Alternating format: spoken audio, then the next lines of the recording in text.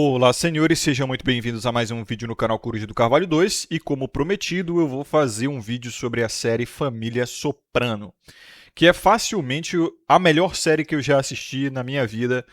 Vence até Breaking Bad, na minha opinião, porque Breaking Bad é uma série que... Primeiro, que ela foi feita nos moldes mais atuais, mais modernos, então com aquela coisa de um cliffhanger que enche o saco, aquela coisa de entradas dramáticas e cortes dramáticos, e também ela só foca no Walter White, é sempre o Walter White, então não tem muito um aprofundamento de personagens secundários tanto quanto Família Soprano tem. Mas antes de iniciar esse vídeo, devo lembrar vocês que se quiserem promover um tema de vídeo e escolher um assunto para eu falar aqui no canal, o link está na descrição e no comentário fixado, assim vocês ajudam o conteúdo a permanecer de pé e gratuito a todos os homens.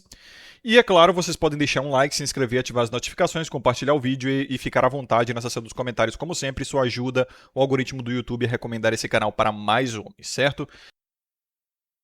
Então vamos lá. Família Soprano, cara. Aquilo ali é um documentário, não é uma série, tá? É um documentário a respeito do profano masculino. Se me perguntam, Coruja, como você define o profano masculino? Eu digo, cara, assista a série Família Soprano. E eu não preciso nem dizer, né? Vai ter spoilers aqui, então se você não assistiu, assista antes. Se você não liga pra spoiler, bom, pode assistir por sua conta e risco, mas eu vou lhe garantir que vai estragar um pouquinho da experiência, com certeza. E até porque vocês precisam assistir a série para entender exatamente o que eu vou falar aqui e fazer sentido, tá? Então, como vocês devem saber, Família Soprano segue o arco do Tony Soprano, que é um líder de uma família. Na verdade, uma organização paramilitar. Ele se torna líder logo nos primeiros episódios. Essa organização paramilitar ela é baseada naquela cultura do La Cosa Nostra, né? A máfia de italo-americanos nos Estados Unidos, e a gente sabe muito bem. É uma série de máfia e, na minha opinião, é o filme ou série ou ficção de máfia assim, mais realista que já existiu. Talvez não seja tão realista porque em entrevistas com mafiosos de verdade eles falam que não tinha muito essa coisa de cultura de irmandade e de nós somos uma família e todo mundo se ajuda, como mostra ali na série, que na verdade é uma demonstração até bem disfuncional, porque é extremamente hipócrita.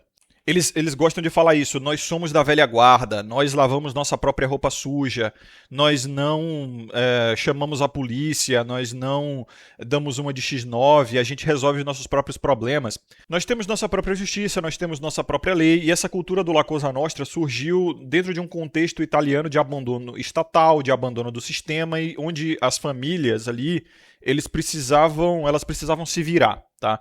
Isso foi exportado pelos imigrantes italianos até os Estados Unidos também por conta de um abandono com os imigrantes. Então eles não podiam confiar no sistema, na polícia, e aí a cultura da máfia cresceu mais nos Estados Unidos do que na própria Itália. Foi nos Estados Unidos também que se tornou uma coisa da cultura pop, filmes, etc. Né? A capital cultural do mundo, obviamente, faria isso. Mas como eu havia dito, em entrevistas, os próprios ex-mafiosos, inclusive sendo o Tony Sirico, que interpreta o Paulie Gualtieri, né, que é o Paulie lá, o capitão, um dos capitães do Tony Soprano, ele é um ex-mafioso, ainda tá vivo, tá velho, tá senil, tá inclusive com demência, se não me engano, coitado, mas tá vivo, e em entrevistas ele falava que não tinha muito essa cultura de família e nós nos ajudamos, todo mundo aqui se ama, somos unidos e tudo mais. Era um negócio mesmo, sabe? E era uma troca de favores e cada um se virava, cada um tinha a sua forma de ganhar dinheiro e todo mundo tinha que dar uma ponta ali para quem estava acima. Era um sistema de pirâmide hierárquico e a ajuda ela vinha muito mais por um processo de crédito. Mas em muitos filmes, em muitas ficções a respeito da máfia e também na série Sopranos, a gente vai ver uma cultura familiar fundamentalmente católica, fundamentalmente tradicional ali no quesito moral, no que, veja só, né, irônico e hipócrita até mesmo. Porque são criminosos, são ladrões, são assassinos, são cafetões, entendeu? São traficantes de drogas, então a série ela explica muito bem, ela explora muito bem essa hipocrisia, sabe? Que é tipicamente masculina, cara. Essa hipocrisia do tipo, eu sou tradicional, eu sou conservador, eu sou católico, mas na verdade é um criminoso ou é um degenerado de alguma forma. Isso é tipicamente masculino. Essa coisa de querer ser certinho quando na verdade tá no errado. Então, você vê assim, o feminismo ele declara o que é, entendeu? as mulheres elas vêm mais com uma narrativa já recentemente, mais recentemente, né, de libertação e elas já declaram que não estão nem aí para tradicionalismo, muitas delas, que elas querem é se libertar. Só que os homens, e isso é um senso, até mesmo hoje, eles são mais ligados à direita e ao tradicional conservadorismo, mas eles são putanheiros igual, eles são degenerados igual. Então tá aí um dos profanos masculinos muito, muito bem mostrados ali naquela série. A hipocrisia é muito, muito forte. Porque a proteção que é feita ali, aquela coisa de eu te amo, você é da família, beijo no rosto, uma coisa que italiano gosta de fazer bastante, ficar tocando o rosto e parecer realmente ter um amor pelo próximo ali da família, você vai ver que os caras eles entram em guerra, né, naquela série ali, ou eles têm algum tipo de rixa que leva a consequências extremas por motivos absolutamente idiotas. Inclusive, se vocês assistiram o filme que veio depois da série, Os Muitos Santos de Newark, sendo Newark o bairro de Nova Jersey onde a família Soprano ali morava, e a série no geral se desenrola, o pai do Christopher Moltisanti, o Dick Moltisanti, ele foi assassinado. Na verdade, teve o seu assassinato mandado, veja só, pelo tio do Tony Soprano, o Corrado Soprano, né? O Corrado, inclusive, ele é um dos personagens mais engraçados daquela série, muito bom. Novamente, eu sugiro que... Porra, é foda, né? Muitos de vocês não são fluentes em inglês, mas eu sugiro que vocês assistam em inglês porque as piadas são muito melhores. Então, novamente, né? Spoilers aqui, meu Deus, já avisei. O próprio Christopher Moltisanti, no fim da série, ele é assassinado por motivos pífios. Pelo próprio Tony Soprano, que ele amava tanto. Inclusive, é uma cena bem forte, porque a série faz questão de aprofundar ainda mais o relacionamento deles antes do assassinato. Antes daquele acidente de carro lá, onde o Tony asfixia o Christopher, né? Mas enfim, a série ela é muito focada no Tony Soprano, tão focada que, sei lá, 20% da série é o Tony Soprano na sala da doutora Melfi, que é a psicóloga dele. Ele começa a ter ataques de pânico por conta do estresse que ele tem na vida ali que ele leva, de crime, de responsabilidade e tal, e ele começa a se consultar com essa psicóloga. Essas cenas, elas parecem ser sofríveis porque elas são extensas, são chatas, são muito frequentes também, principalmente nas primeiras temporadas, mas é onde você entra lá ele realmente na cabeça do Tony Soprano. Então você começa a entender o personagem através daquelas conversas que ele tem com a psicóloga dele. E eu diria que nisso a série vence muito Breaking Bad, porque aprofunda muito mais as razões, não as razões, né? As motivações e as consequências do personagem ali baseado no que ele foi, em como ele foi educado, nos estímulos e recompensas que ele recebeu e como realmente ele pensa, o que passa na cabeça dele, qual a lógica dele.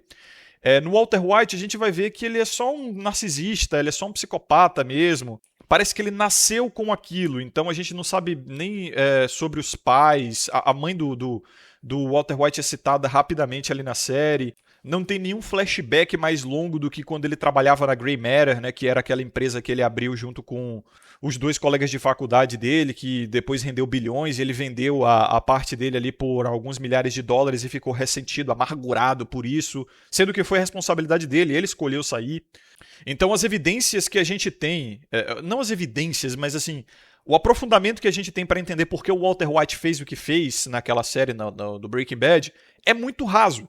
Em Sopranos, você vai a fundo na cabeça, novamente, lá ele, do Tony Soprano. Então tem flashback dele criança, vendo o pai dele, que também era mafioso, cortar o dedo de um cara por conta de dinheiro, encher um cara de porrada. A mãe dele também é extremamente explorada, assim como personagem, a Lívia Soprano, sendo uma mulher borderline, uma mulher estriônica, uma mãe narcisista que falava frequentemente em matar os próprios filhos, do tipo, eu prefiro asfixiar...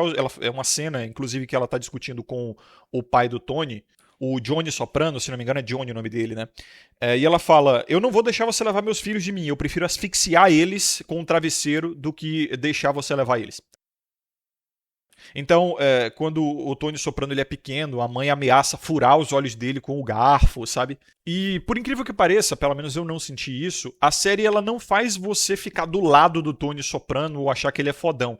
Breaking Bad faz isso. é muito comum que as pessoas tenham carisma pelo Walter White.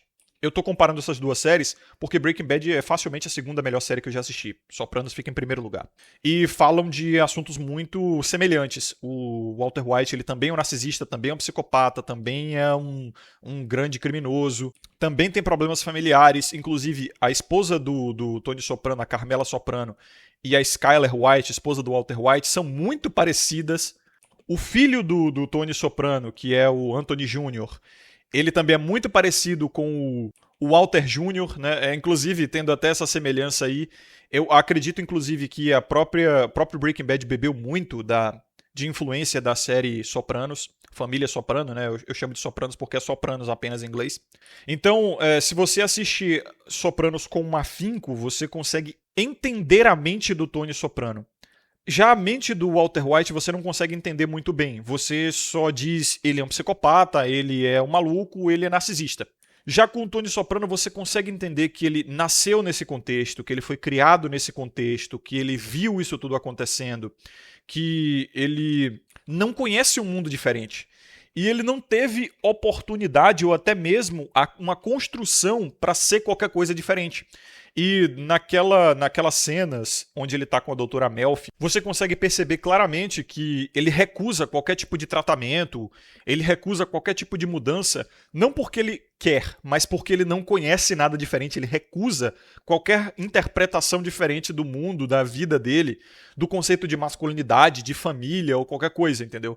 Então ele diz assim, no dia que eu vi meu pai enchendo um cara que devia a ele dinheiro de porrada, eu fui pra escola e falei pra todos os meus amiguinhos e provei pra todos os meus amiguinhos que meu pai não era um banana, que meu pai não era um viadinho, que ele era macho e que ele descia porrada em todo mundo. Então realmente, e até hoje existem homens que acreditam que a masculinidade é medida por violência desmedida, veja só. Sendo que a interpretação mais funcional da masculinidade de verdade é o da violência, sim, mas a violência comedida, com prudência, entendeu? Quando há motivo, e geralmente é por reatividade. A violência por reação. Alguém age com violência, você tem que agir com violência de volta, porque a violência não conhece outra linguagem, infelizmente. E o bom da série é que ela toma o tempo dela para explorar também outros personagens, vários e vários personagens que vêm e vão, morrem, vão presos e somem. Explora muito bem, não deixa sem furos, não deixa arco sem fechar, pelo menos não dos personagens que realmente importam, entendeu? E cada personagem ele tem uma personalidade assim caricata demais. Tem aquele Ralph Cifaretto, né, que é, nossa, ele é assim, é o estereótipo do palhação, do bobo da corte. Ele adora fazer piada. Tem o Phil Leotardo, que também é outro tirado a machão lá, que fica toda hora lembrando que ele fez, que ele pagou 20 anos de prisão e não abriu a boca. Caralho, na série ele vira até meme isso, né? Quase toda cena que ele aparece, ele lembra que ele passou 20 anos na prisão e que ele não abriu a boca e que ele é foda por isso. E claro, tem os subprotagonistas ali, que fora da família Soprano seriam os capitães. Eu diria que o outro protagonista imediato é o Christopher Moltisanti, que é o sobrinho do Tony, de consideração, porque na verdade ele é ligado à esposa do Tony, a Carmela Soprano. E aí ele é como se fosse um protagonista secundário, porque ele é o mais explorado na série, a vida dele, a história dele, o relacionamento dele com a Adriana Lacerva, que é a namorada que se torna noiva dele, né? E tem os outros personagens ali, o Paulie Gauthier, que é o guarda-costas, né? Ele é tipo o guarda-costas do Tony, ele é o enforcer, como eles chamam ali na hierarquia da máfia, que é o cara que cuida da segurança. Então você vai ver sempre o Paulie Gauthier e ele defendendo o Tony e fazendo corpo, do tipo, esse é o chefe da família, você está falando com o chefe da família aqui, então mostre respeito. Tem também o Silvio Dante, que é o consigliere, é o aconselhador mesmo. E aí tem o Bob Bacalieri, que na verdade era um capitão do Corrado Soprano e acaba se tornando um capitão do Tony Soprano mais tarde. A série ela começa a ficar realmente empolgante de fato, ali na terceira, quarta temporada, tá? Ela tem 6 temporadas.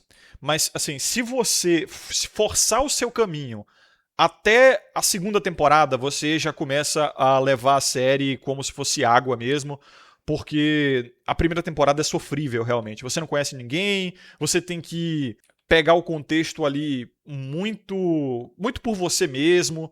Ela vai explicando a história dos personagens ao longo dos episódios, então ela não apresenta os personagens muito bem no começo.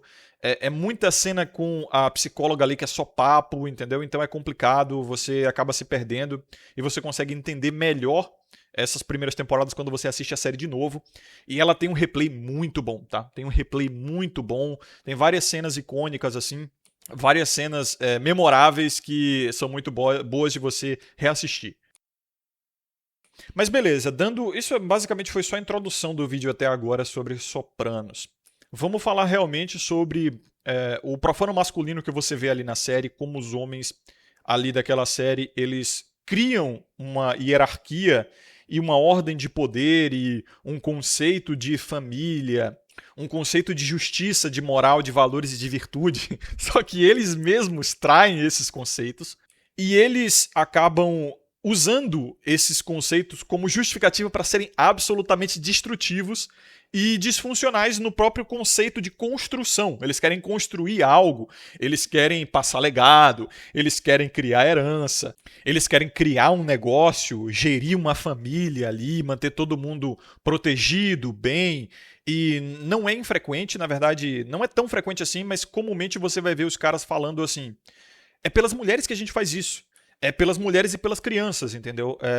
No fim das contas, a gente se arrisca, a gente constrói, a gente violenta, a gente mata, a gente prostitui. A gente faz isso pelas esposas e pelos filhos. Eu me lembro de 2 ou 3 citações a respeito disso na série inteira. Vindas, inclusive, do próprio Tony Soprano.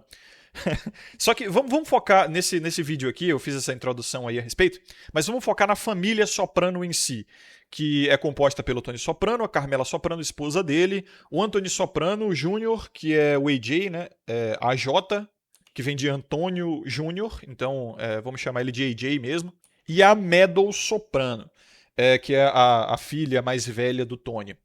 Daí a série já abre com, logo na primeira temporada ali, com o casamento do Tony Soprano em crise, onde a esposa dele tem tendências a trair ele, realmente até com o próprio padre, tá, da igreja católica. Então você percebe que é uma disfunção do próprio catolicismo isso aí, né?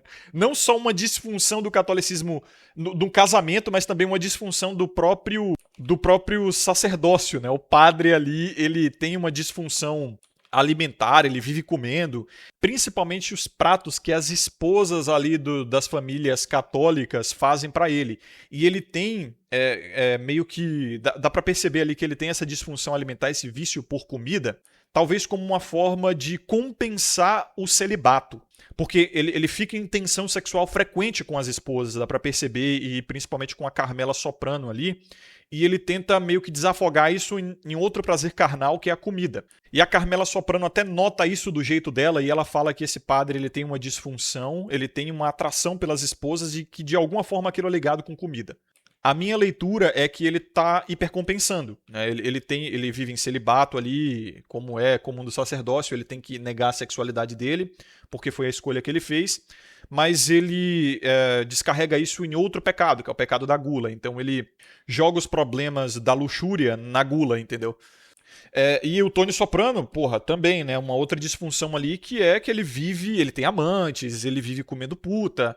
Ele é um degenerado sexual, isso é claro. Então, a própria Carmela Soprano, ela sabe disso, ela conhece a amante, a cabeça dela é tipo assim, tem até uma cena que ela tá falando com o padre lá e ela diz que nunca ligou muito pra isso, porque ela também foi educada meio que a aceitar esse tipo de coisa. Que a homem é assim mesmo, ou o homem tem mais desejo sexual, e eu tava muito preocupada ou ocupada com filhos e com a casa, e eu não podia satisfazer o meu marido sexualmente. Então eu terceirizava isso para outras mulheres, e o culpe dela para dizer que ela tá no controle. Outra coisa que ela culpa é dizer assim: eu nunca liguei porque essas mulheres não são realmente amadas. Né? Quem recebe de fato os recursos e o amor do meu marido, a proteção e a provisão dele, sou eu.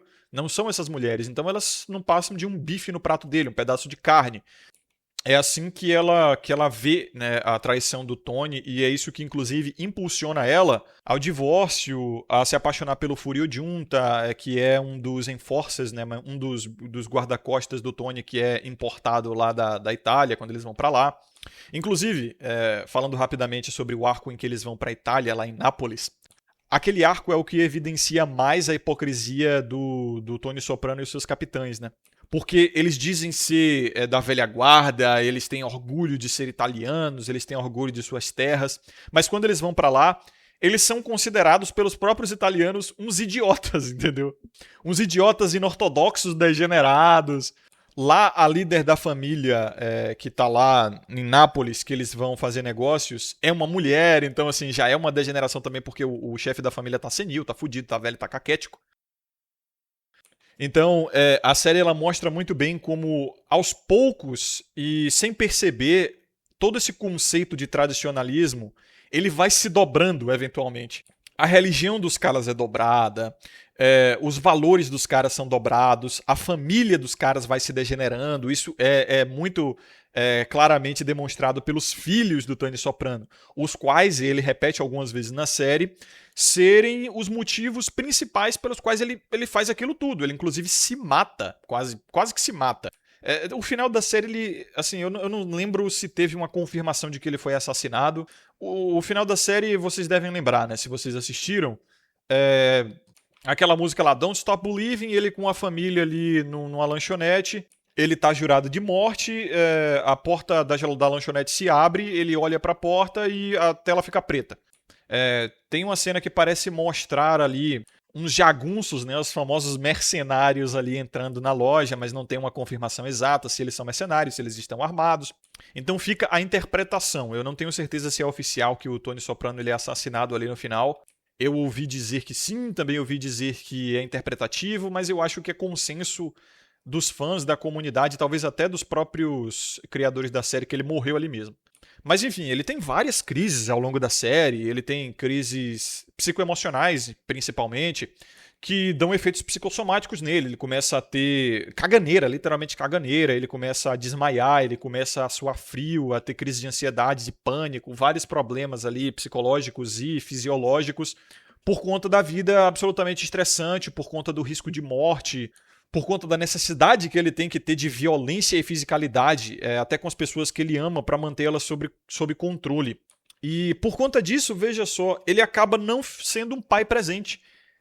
E é uma sina assim, que afetou toda uma geração. O Tony Soprano claramente é um boomer, ele deve ter os seus 45, 50 anos ali na série, que se passa na década de 99, então façam os cálculos, ele deve ser de 1950 a 1960. E os boomers, eles criaram muito mal os seus filhos, justamente por conta dessa vontade de ser, ou pelo menos da educação de achar que um homem, um pai, é só um provedor e um protetor. Ele é só um caixa eletrônico ambulante. Inclusive, na série você vai ver o Tony Soprano tentando resolver a maior parte dos problemas dele com presentes, com bajulações, com dinheiro. Então ele não oferece realmente um guia e a presença de ser um pai de qualidade para os filhos. E a série já abre com ele negligenciando a própria esposa.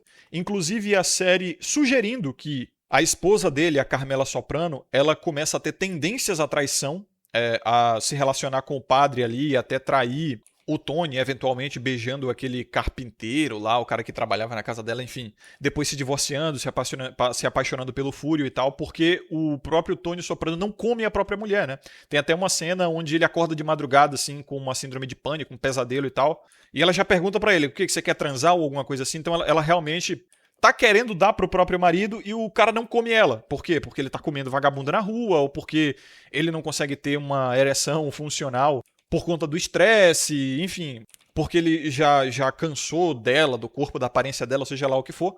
Então, você vai vendo que, por mais machão que ele tente ser, ou ele tente parecer ali fodão, que ele mantém tudo sob controle, que ele usa a violência, outros métodos de coerção para manter o seu poder, ou que ele lava a própria roupa suja dele e resolve os próprios problemas, ele é líder da casa, ele não consegue ser um marido funcional, nem mesmo na cama, ele não consegue ser um pai funcional nem para o filho nem para a filha, entendeu? E aí você vai ver os filhos, em especial, absolutamente degringolando e o casamento deles esfarelando, em principal por conta da disfuncionalidade do Tony Soprano.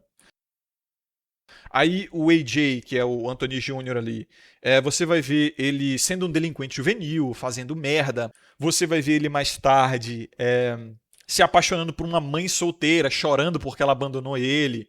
Você vai ver ele atentando contra a própria vida. Você vai ver ele também tendo quadros depressivos e de ansiedade, até desmaios como o próprio pai, chorando por qualquer coisa, extremamente frágil, mimado pra cacete, dizendo assim, vivendo num próprio mundo da lua ali de filhinho mimado.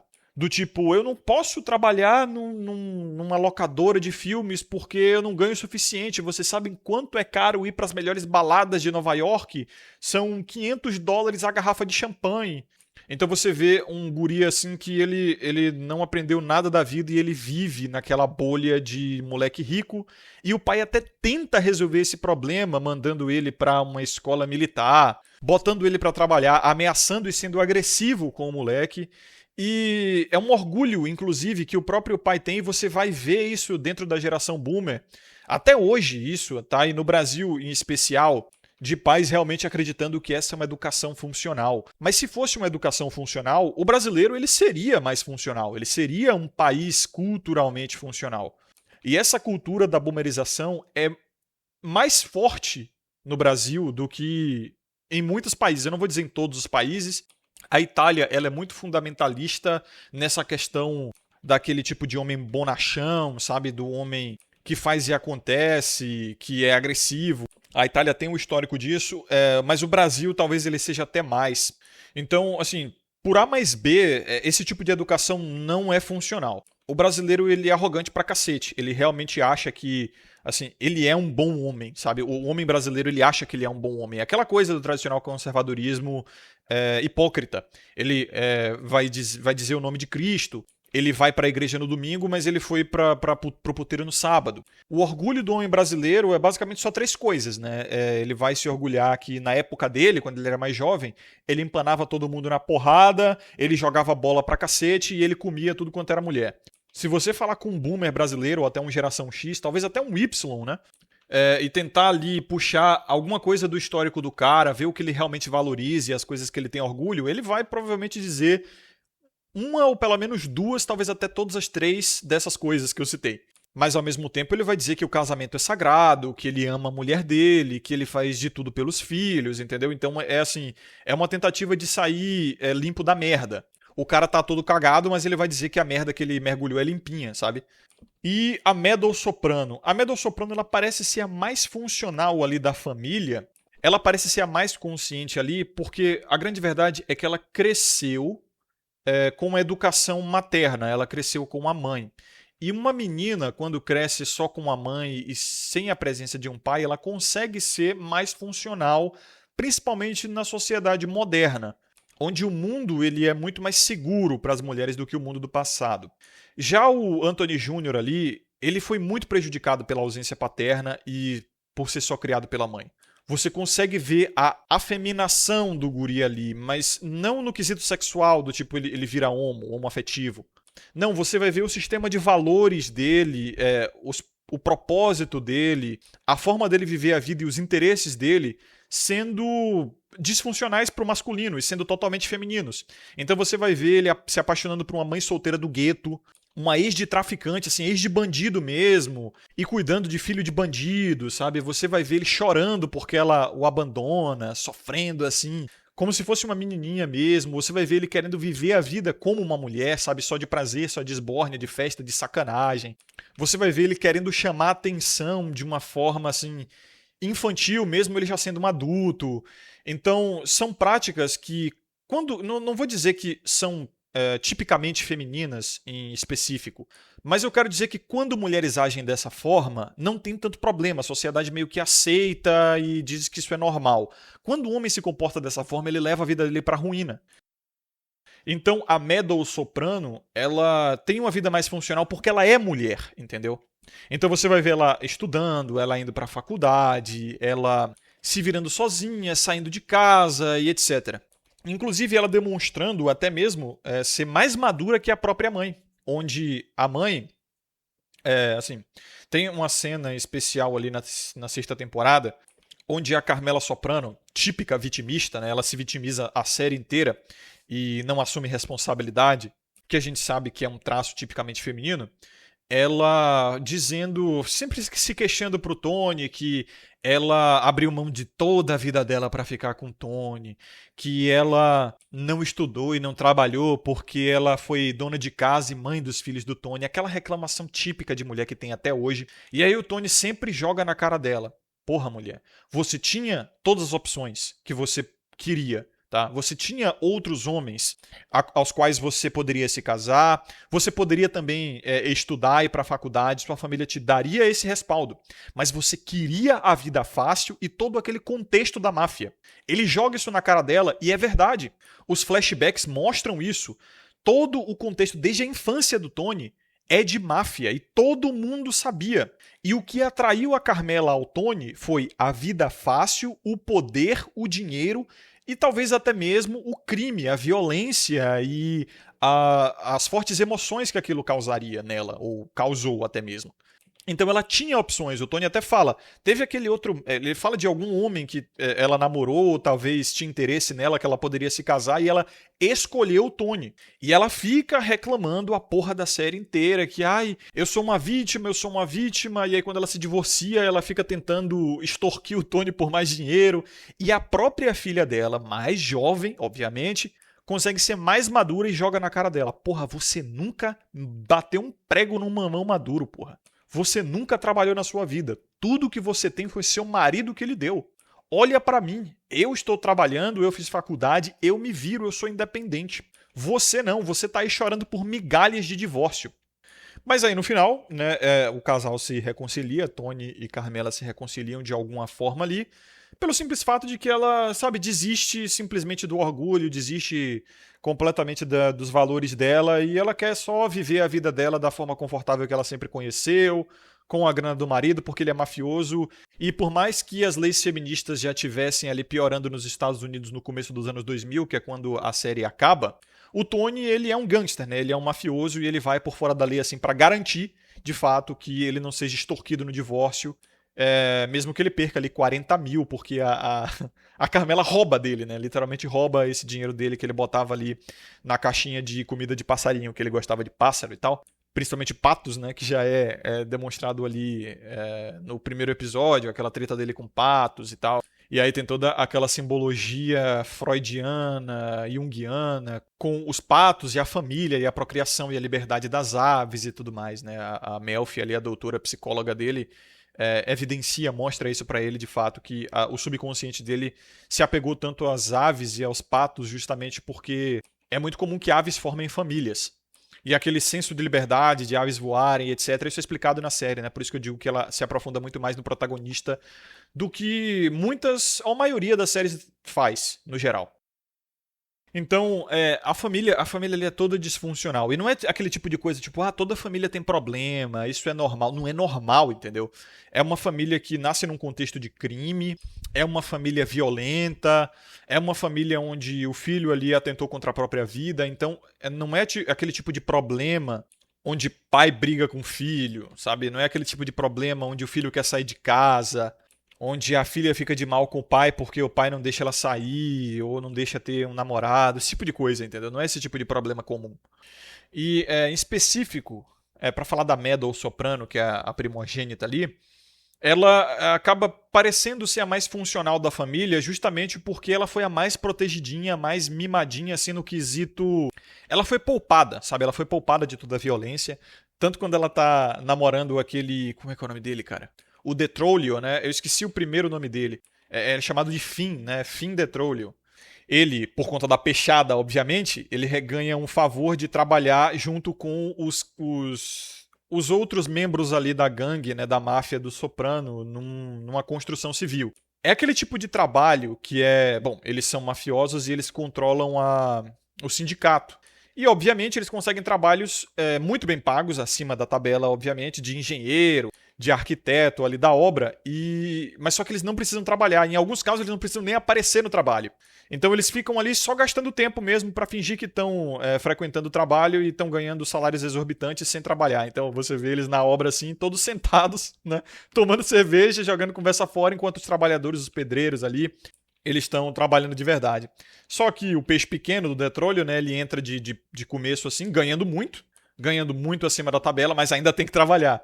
E ali ele vê muita violência. Ele vê o Vitor lá, né, o Vitor Spatafor, que acaba se mostrando homossexual na série, dando em cima dele. Ele recebe ameaças frequentes, ele vê violência, os caras jogando garrafa na cara um do outro, enchendo os outros de porrada. Daí ele fala pra Meadow assim, porra, esses caras são animais, eles são malucos, eles ameaçam uns aos outros, eles são violentos pra cacete. E a Meadow, ela se recusa a acreditar, ela fala, mas eles são os doces comigo, eles me tratam tão bem, eles sempre foram gentis, mas é claro, porra, ela é a filha do chefe, é a princesinha do chefe. Então ela nasce e é criada num contexto muito mais protecionista, entendeu? Ela nasce num contexto e é criada, acima de tudo, num contexto muito mais acalentador. Então é mais funcional a educação dela. Não só proveniente do pai e da mãe, mas também dos amigos do pai, dos colegas de trabalho do pai. Então todos babam o ovo do Tony e sabem que a filha é a princesinha do lar. Então todo mundo quer babar o ovo do chefe, né? E através da filha. E isso é evidenciado naquela cena onde o Finn Detróleo, ele tá ali na obra e tal, e aparece o Paulo Gutierre, que não conhecia ele, né? Não sabia que ele namorava a filha do chefe, a Meadow Soprano. E fala bem assim, porra, ó, tá cheio de merda de cachorro ali na entrada, pega ali um detergente e vai limpar o pneu do meu carro. E até ameaça o guri, né, e fala bem assim, se você não for limpar o pneu do meu carro, eu vou quebrar teus dentes. Daí, imediatamente depois, na mesma cena, ele descobre que aquele guri ali, o Finn Detróleo, tava namorando a filha do chefe dele, e aí, imediatamente, ele vai lá e fala, porra, por que tu me falou que você tava namorando a minha sobrinha? De consideração, obviamente. Aí o tratamento muda por completo. Ele bota um dinheiro no bolso do guri e fala, porra, vai lá e leva ela pra um lugar legal essa noite. Mas tenha certeza de dizer que foi o tio dela, Polly, que deu esse dinheiro pra você. E daí você entende. Você consegue tirar a Red Pill, vamos botar assim, dessa série. E você percebe porque a educação exclusivamente feminina ou com ausência paterna, ela é muito mais funcional para as meninas e mulheres do que para os homens. E meninos, né? Você vê o AJ ali sendo considerado ali um merda, um fracassado e totalmente afeminado em questão de valores, em questão de propósito, em questão das emoções dele também, da psicologia, da forma dele de pensar. Mas a Meadow, irmã dele, que nasceu no mesmo contexto, num contexto parecido, ela consegue se tornar uma mulher funcional na sociedade. Ela namora homens até funcionais, ela tem relacionamentos funcionais, ela trabalha, ela estuda, ela é engajada com questões sociais. Claro, fala-se daquele contexto de feminismo também ali que estava muito forte, de terceira onda. Estava começando a quarta onda nos Estados Unidos, no primeiro mundo estava começando a quarta onda, essa coisa de marcha das vadias, mulher mostrando as tetas na rua. Mas ainda era a terceira onda ali. Então você vai ver até a Carmela falando a respeito disso, só que ela é uma boomer também e ela tem uma visão antifeminista. Então você vai ver ela sendo até mais submissa ao marido por conta disso. Ela até falando que ela não é uma feminista, ela não concorda com o feminismo e que ela concorda que o homem tem que ter mais autoridade, mas também mais responsabilidade dentro de casa. Já a filha dela, a Meadow Soprano, você vai ver uma mentalidade diferente. E você vai ver também, até no Anthony Jr., essa cooptação cultural que foi feita nos filhos dos boomers. Você vai ver o Anthony Jr. assim, do nada preocupado com as emissões de carbono no mundo. Ele vai dizer que ele prefere que o carro dele seja híbrido porque polui menos. Você vai ver ele preocupado com essas besteiras do tipo... ai, poluição, não sei o quê. Você sabe que isso é cooptação cultural de globalista, né? A própria Meadow Soprano, você vai ver os dois filhos ali do Tony, por conta desse vácuo de poder, vácuo de educação que eles tiveram com a ausência paterna, eles tendo esse vácuo preenchido por uma educação globalista. Você vai ver eles repetindo os jargões que você vê na TV, que você vê nos jornais, na internet, aquelas preocupações que só globalista tem. E isso, nossa, isso foi uma cartada de mestre dos globalistas, né? Afastando os pais dos próprios filhos, que são eles que preenchem as lacunas de educação de valores, de propósito. É o que dá ali a parte mais grossa lá ele, a parte mais firme da educação dos filhos, quem dá é o pai. A mãe, ela no máximo vai ser uma acalentadora, uma auxiliadora, ela vai ser agradável. E a Carmela Soprano, ela consegue até certo ponto cumprir esse papel, só que com a ausência paterna, você vai ver o Anthony Jr. ali se tornando um moleque mole, entendeu? Afeminado de fato, porque ele não teve aquela firmeza trazida pelo pai. No caso da Meadow Soprano, por ser mulher, por ser feminina, a feminação é natural. Então ela consegue ser mais funcional com a ausência paterna. Então ela é extremamente bem tratada pelos amigos, pela família, pelos colegas de trabalho do pai. Então ela cresce sendo validada em um ambiente até de amor e de, sabe, de validação e de reconhecimento. Isso faz ela crescer para ser uma cidadã mais funcional. E a série é muito boa em mostrar que o AJ, porra, tem uma carência paterna extremamente profunda, cara. Ele tá querendo se provar, ele tá querendo encontrar ambientes hierárquicos, ele tá querendo parecer ser foda e ganhar respeito e prestígio e autoridade de qualquer forma que ele vê. Ele quer mostrar pro pai que ele é foda, ou pros colegas dele, ou pra outros homens que ele é foda, só que ele não sabe como fazer isso, entendeu? Ele não foi ensinado a como fazer isso de uma maneira funcional. O próprio Tony não foi ensinado a como fazer isso de uma maneira funcional. Ele tenta buscar isso aí enchendo os outros de porrada, enganando, mentindo, aliciando, dando golpes, enfim, daquele jeito mafioso dele. Porra, ele vem de um histórico assim onde a mãe dele tenta matar ele mais de uma vez, né? Ela inclusive contrata, se eu não me engano, ela contrata ou convence alguém a mandar matar o Tony. A Olivia Soprano, nossa, dá uma raiva do caralho dela, porque ela também é uma mulher vitimista.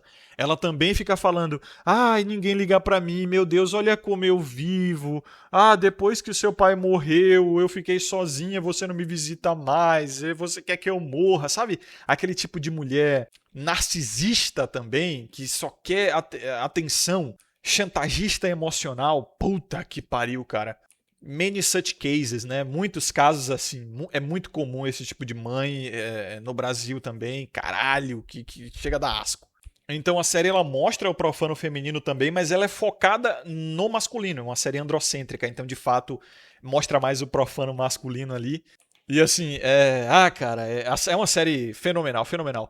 Eu foquei mais na família Soprano aqui, digo, na família de sangue realmente, né? Pai, mãe, filhos. Eu poderia fazer vários outros vídeos falando dos outros personagens ali, os capitães, o Polly, o Fúrio, o Silvio Dante, o Bob Bacalieri, a irmã do Tony Soprano, como é que é o nome dela, cara? A Janice, né, que também, caralho, escrotíssima aquela mulher, meu irmão. Só tem escroto naquela série, tá? De fato, talvez o Bob Bacalieri e o Furio Giunta, eles sejam personagens assim mais justos, mais equilibrados, mas eles também estão inseridos num contexto de crime. Eles também são violentos, eles também são escrotões.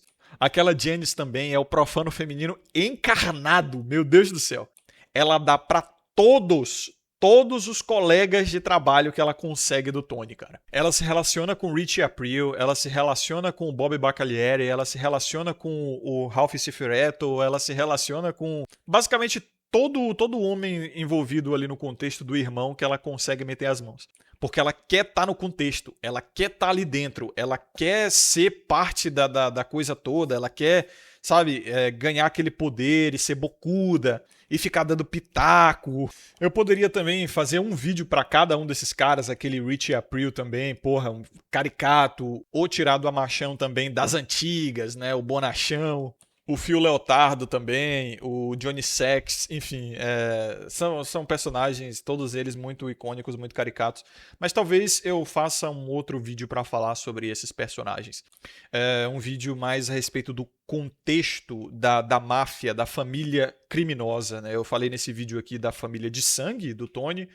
Talvez eu faça um próximo vídeo aí sobre Sopranos, falando do contexto da família criminosa, né, da família da máfia ali dele. Mas enfim, senhores, se vocês gostaram desse vídeo, deixem um like, se inscrevam, ativem as notificações, compartilhem, fiquem à vontade na seção dos comentários aí para dar a sua opinião a respeito. Muito obrigado a vocês que acompanharam até aqui, um forte abraço, lembrem-se de ter sabedoria e consciência sempre que é o Coruja, vejo vocês no próximo vídeo e até mais.